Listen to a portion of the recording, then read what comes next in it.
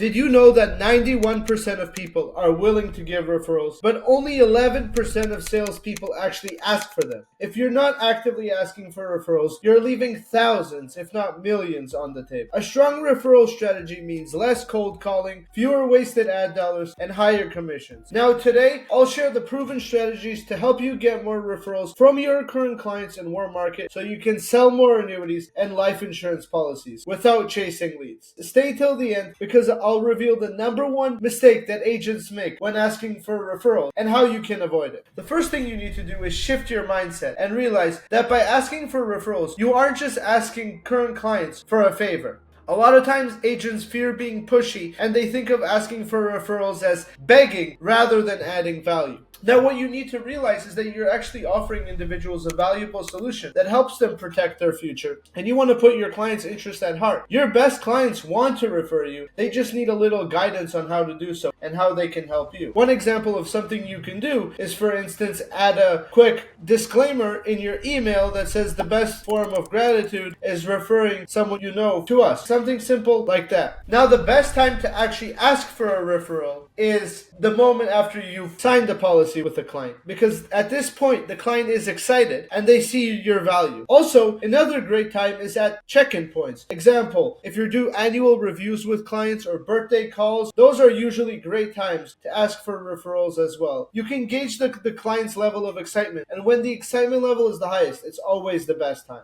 Another thing you can implement in your process is set expectations early on. Mention referrals before you actually do business with people. Say, look, the best way I've been able to find other clients like you to help has been through referrals from satisfied clients like you. If you find our processes and the information that you've gotten from us as valuable, would you be open to introducing me to someone else who you think might benefit from this? Now, one thing you want to avoid is sounding pushy. So it's best to use the direct approach where you're confident and very straightforward. You want to make it seem like it's very specific, and again, make it very catered to the situation. Now, you want to make referrals easy for your client. So don't ask them to send a long intro email to introduce you to someone. If anything, you want to make it easy. Maybe even provide them with a template or have a short educational video that they can share with their friends. Another idea is to have like a quick landing page that you can share with your clients and say, if you know anyone, I'd really appreciate if you shared my link and we can set up a call, right? You want to make it very, very easy for people, right? Another incentive that you can utilize is offer free policy reviews for any of their friends. Say, oh, by the way, if any of your friends are looking for something similar, we're now offering a free policy review, and then make it specific to the time of year. The start of the year, end of the year, we're offering free policy reviews for the summertime, etc. The important piece is, once you get referrals, is to follow up with them the right way. Don't cold call. Instead, what you want to do is you want to use the referrer's name. Hi, prospect. My client, John Smith, told me you might be interested in learning how to protect your finances like they just did with us. I'd love to share some quick insights. When's a good time to chat? So you want to leverage that relationship that you have with your current client, who's likely a friend of theirs, because they'll trust you a lot more. Another important piece is to keep the referrer updated. Hey, I just spoke with John, who you'd introduced me to. Thank you so much for introducing us. You want to show people appreciation, whether that's through thank you notes, small gifts, etc.